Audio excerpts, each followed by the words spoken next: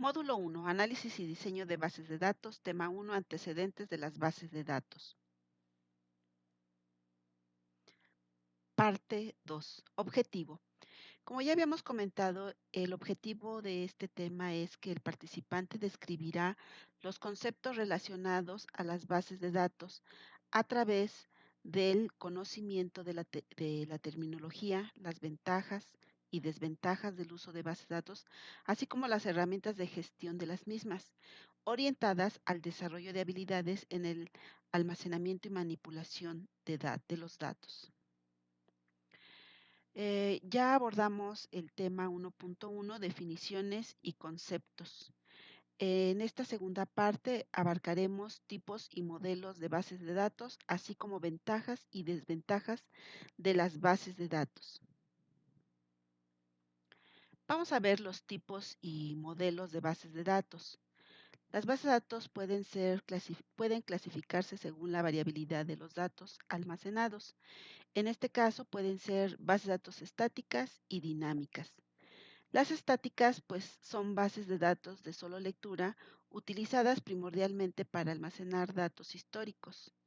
Por ejemplo, pues la historia de México, datos de libros históricos, etcétera. Son bases de datos que no cambian y que pues ya no es posible reproducir nuevamente la información. Tendríamos que volver al pasado para volver a ver los sucesos, lo cual pues no es posible, ¿no? Enseguida están las bases de datos dinámicas. Son bases de datos donde la información almacenada se modifica con el tiempo, permitiendo operaciones de actualización, adición de información, eliminación de datos, además de las operaciones fundamentales de consulta. Las bases de datos también se pueden clasificar de acuerdo a su modelo de administración de datos. Están las bases de datos jerárquicas. En este modelo, los datos se organizan en una forma similar a un árbol, en donde un nodo, padre de información, puede tener varios hijos y a su vez el nodo hijo puede tener otros hijos y así sucesivamente en varios niveles. El nodo que no tiene padres es llamado raíz y a los nodos que no tienen hijos se les conocen como hojas. A los nodos que están en la parte intermedia se conocen como nodos intermedios. Aquí tenemos un ejemplo. Podemos observar que la entidad departamento, de ella sale la entidad profesor y de ella sale la entidad curso. En este caso, pues el departamento puede tener varios departamentos que estarán almacenados en él. Y a su vez, el departamento pues puede tener inscritos a varios profesores, cada departamento. Y a su vez, cada profesor pues puede tener uno, dos o más cursos inscritos. En ese aspecto, podemos mencionar que en las bases de datos jerárquicas, los datos se almacenan en la forma de registros. Cada registro consta de un conjunto de campos, el equivalente a las columnas del modelo relacional. Un conjunto de registros con los mismos campos se denominan ficheros, el equivalente a las tablas del modelo relacional. El modelo jerárquico facilita relaciones padre-hijo, es decir, relaciones de uno a muchos del modelo relacional, pero a diferencia de este último, las relaciones son unidireccionales. En este modelo, dichas relaciones son hijo-padre, pero no padre-hijo. A eso nos referimos con unidireccional. Por ejemplo, el registro de un curso nodo-hijo puede relacionarse con el registro de su profesor, nodo-padre, que a su vez pertenece a un departamento, pero no al contrario. Esto implica que solamente se puede consultar la base de datos desde los nodos hoja hacia el nodo raíz. La consulta en el sentido contrario requiere una búsqueda secuencial por todos los registros de la base de datos hasta llegar al elemento buscado, como una especie de recorrido en profundidad en un árbol multicamino. Es muy similar esto. En las bases de datos jerárquicas no existen índices que faciliten esta tarea. Es importante señalar que no existe relación muchos a muchos en el modelo jerárquico, salvo el que se simulen mediante varias relaciones de uno a muchos, pero esto puede provocar problemas de inconsistencia, ya que el gestor de base de datos no controla estas relaciones. Las relaciones se establecen mediante punteros entre registros, es decir, un registro hijo contiene la dirección física de su registro padre. Esto tiene una ventaja fundamental sobre las bases de datos relacionales, el rendimiento. El acceso de un registro a otro es prácticamente inmediato, sin necesidad de consultar tablas de correspondencia.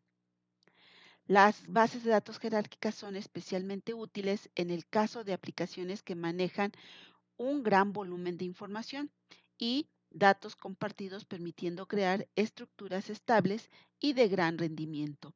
Una de las principales limitaciones de este modelo es su incapacidad de representar eficientemente la redundancia de datos. Otro modelo es el modelo bases de red. Este es un modelo ligeramente distinto al jerárquico.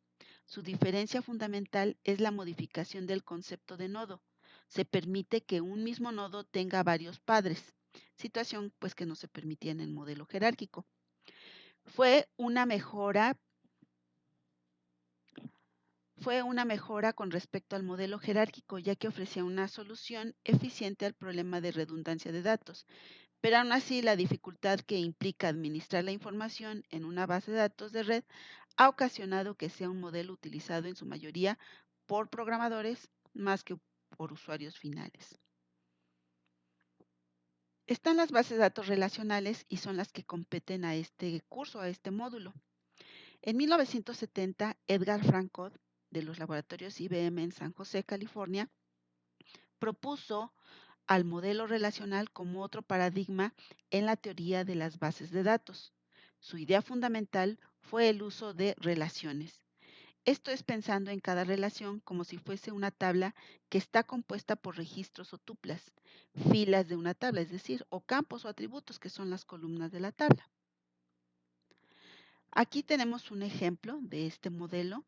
Observar que está una tabla de orden de pedidos, en la cual se conforma de el ID de la orden, fecha en que se hizo la orden, un identificador de cliente que reconoce a cada uno de los clientes y que se conforma en este caso nombre de cliente, apellido del cliente y el estado. En cada orden se hace una solicitud de productos, entonces se tiene una tabla o relación de productos que se conforma precisamente del ID del producto, la descripción del producto y el precio.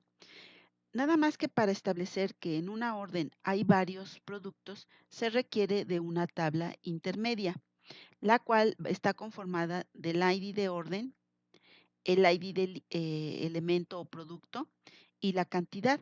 Entonces aquí podemos observar que la orden 2301 tiene relacionados tres productos o se pidieron tres productos, tres tipos de productos, que es el 3786, el 4011 y el 9132.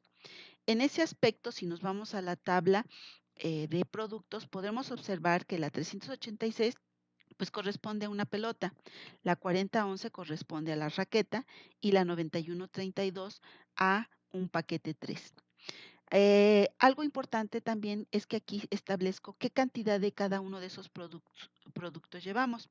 Entonces, esta tabla pues presenta redundancia en el aspecto que estamos repitiendo índices. Estamos repitiendo el 2301 tres veces por cada producto y así cada uno de las órdenes que lleven productos. Pero es lo que nosotros vamos a llamar una redundancia mínima y es controlada. Y sí nos optimiza pues la búsqueda de los elementos y el almacenamiento. Están las bases de datos multidimensionales. Básicamente no se diferencian demasiado de las bases de datos relacionales. La diferencia está más bien en el nivel conceptual. En las bases de datos multidimensionales, los campos o atributos de una tabla pueden ser de dos tipos. o bien representan dimensiones de la tabla, o bien representan métricas que se desean estudiar, por ejemplo, los cubos OLAP. Por ejemplo, podríamos tener en el eje un cubo en donde en el eje de las abscisas pues tengamos a lo mejor el producto vendido, cantidad de producto vendido. Podemos tener en el eje de las abscisas, en el eje de las ordenadas, pues el año en que se obtuvo esa producción. Y en la profundidad del cubo podríamos tener el estado de la República Mexicana en donde se logró esa producción en ese año. En ese caso, pues son bases de datos multidimensionales. Están también las bases de datos orientadas a objetos. Este modelo es reciente y es propio de los modelos informáticos orientados a objetos. Trata de almacenar en la base de datos los objetos. En este aspecto se enfoca todo como un objeto. Por ejemplo, los datos de un estudiante se consideran al estudiante como un objeto y cada uno de sus datos pueden ser los componentes de ese objeto. Una universidad, un viaje, todo eso se consideran como objetos que pueden ser almacenados. Aquí, por ejemplo, está un objeto reporte de mantenimiento en donde se pone la fecha, un identificador de actividad, la ruta, la producción diaria, etcétera. Y está una actividad, un objeto 2 que son la actividad del mantenimiento y pues se considera relacionado con el otro objeto con sus respectivos elementos. En ese caso, las bases de datos orientadas a objetos almacenan objetos, pero también almacenan sus funciones, sus acciones. Una base de datos orientada a objetos es una base de datos que incorpora todos los conceptos importantes del paradigma de objetos, como es el encapsulamiento, la herencia, el polimorfismo. En las bases de datos orientadas a objetos, los usuarios pueden definir operaciones sobre los datos como parte de la definición de las bases de datos. Bueno, están también las bases de datos documentales. Estas bases de datos son muy grandes, permiten la indexación de texto completo y en líneas generales realizan búsquedas más potentes. Thesaurus es un sistema de índices optimizado para este tipo de bases de datos. Regularmente almacenan pues información que ya no puede ser cambiada, que para volverla a tener tendríamos que irnos al pasado para que volver a guardar los hechos, los datos suscitados, y lo cual pues todavía no es posible, ¿no? Están las bases de datos deductivas. Un sistema de bases de datos deductivas es un sistema de bases de datos, pero no la diferencia de que permite hacer deducciones a través de inferencias. Perdón, pero con la diferencia de que permite hacer deducciones a través de inferencias. Se basa principalmente en reglas y hechos que son almacenados en la base de datos.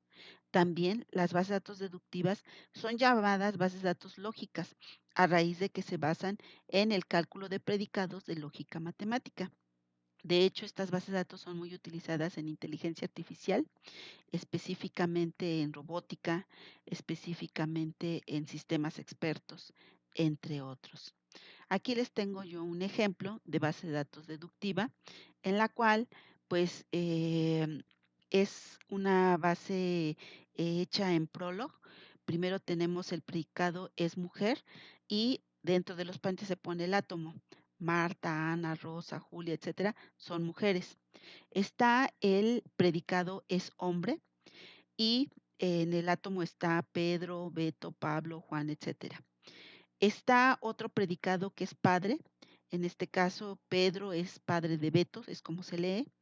Y así sucesivamente, así como el predicado para padre, pues necesitamos el predicado para madre, etcétera, etcétera.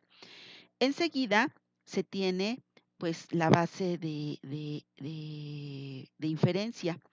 En este caso se conforma precisamente de predicados. Es hijo, es un predicado. X es hijo de Y, en este caso son variables X y se instanciarán con el átomo que nosotros queramos. Por ejemplo, establecer que Beto es hijo de Pedro. Pedro y Beto entrarán en esos parámetros variables X y Y. Y empieza a hacer una verificación, primero que X sea hombre. aquí hace un salto a la base de conocimiento para verificar si eso es cierto. Si lo encuentra, manda un verdadero y esta situación de la coma es un AND. Enseguida hace una verificación y si además se verifica si Y es madre de X, igual hace un salto a la base de conocimiento, busca ese predicado y si está, pues devuelve un verdadero. El punto y coma significa un OR. Entonces, si Y es madre de X o Y es padre de X y además es hombre, entonces se deduce que precisamente eh, X es hijo de Y. Y así se van haciendo pues toda la base de conocimientos. Entonces, estos también son bases de datos. Muy bien, están las bases de datos distribuidas. La base de datos está almacenada en varias computadoras conectadas en red. Surgen debido a la existencia física de organismos descentralizados. Esto les da la capacidad de unir las bases de datos de cada localidad y acceder así a distintas universidades, sucursales de tiendas, etcétera. Entonces, muchas veces la información es tanta que no puede estar en una sola computadora, en un solo servidor. Entonces se distribuye en varios y el, la computadora precisamente puede estar pues no solamente en la misma habitación, ni siquiera puede estar en el mismo edificio, puede estar en otro edificio, en otro estado, en otro país, en otro continente. Y sin embargo, cuando uno trabaja con esas bases de datos, gracias a los gestores de bases de datos que manejan esta distribución, nosotros como usuarios podemos hacer consultas y trabajar nuestra base de datos como si estuviera en un solo lugar. Continuemos. Bueno, vamos a ver ahora las ventajas y desventajas de las bases de datos. Como todo tiene sus pros y sus contras. Veamos cuáles son las ventajas en este caso del manejo de bases de datos.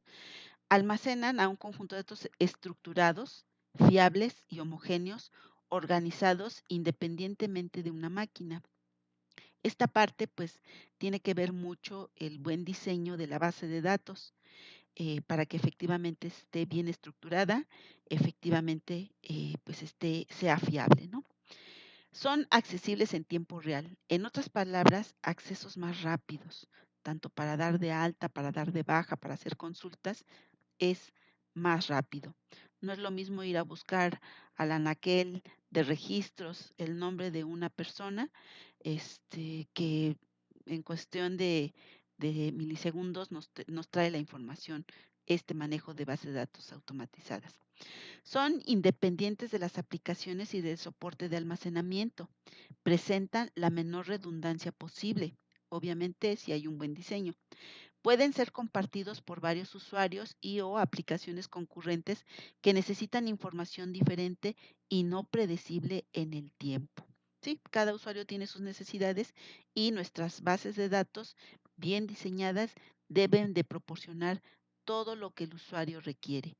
Obviamente, nuestras bases de datos siempre están relacionados con un sistema de información, lo cual vamos a mencionar más adelante, el cual pues es precisamente la ventana a todo este mundo de datos que almacena la base. Continuemos. Otra de las ventajas es que hay mayor eficiencia en la recogida, validación e introducción de los datos en el sistema. Al no existir apenas redundancia, los datos se recogen y validan una sola vez, aumentando así el rendimiento de todos los procesos del proceso previo al almacenamiento. Reducción de espacio de almacenamiento. La desaparición o disminución de las redundancias, así como técnicas de compactación, llevan en los sistemas de bases de datos una menor ocupación de almacenamiento secundario. Estas ventajas conllevan a satisfacer las necesidades de contar con información completa, oportuna, confiable, precisa, no redundante para la toma de decisiones presentes y futuras, orientadas al desarrollo y crecimiento de las empresas e instituciones. Recuerden, tener información es tener poder. Y esto es un elemento bien importante en todas las empresas. Bueno, pero así como hay ventajas, pues hay desventajas y hay que hacerlas evidentes.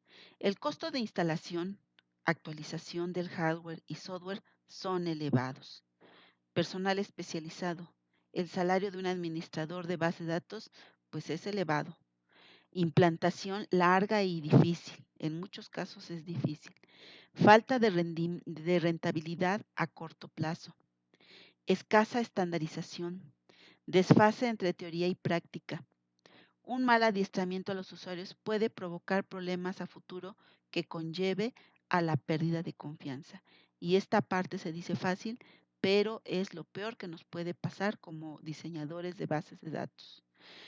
Y yo se los pongo como un ejemplo. Pensemos en una calculadora.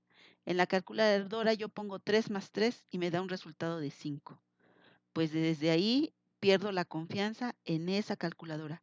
No la voy a volver a usar porque sé que no me va a dar mis resultados correctamente, y menos en un examen. Igual sucede con un sistema mal diseñado, mal construido. Igual sucede con una base de datos mal diseñada, mal construida. Perdemos la confianza y es difícil, muy difícil, casi imposible volver a recuperar la confianza de nuestro usuario. El mal diseño de la base de datos puede originar problemas a futuro, verdaderos dolores de cabeza. Por eso, desde origen hay que hacer un buen diseño de las bases de datos. Detengo aquí la parte 2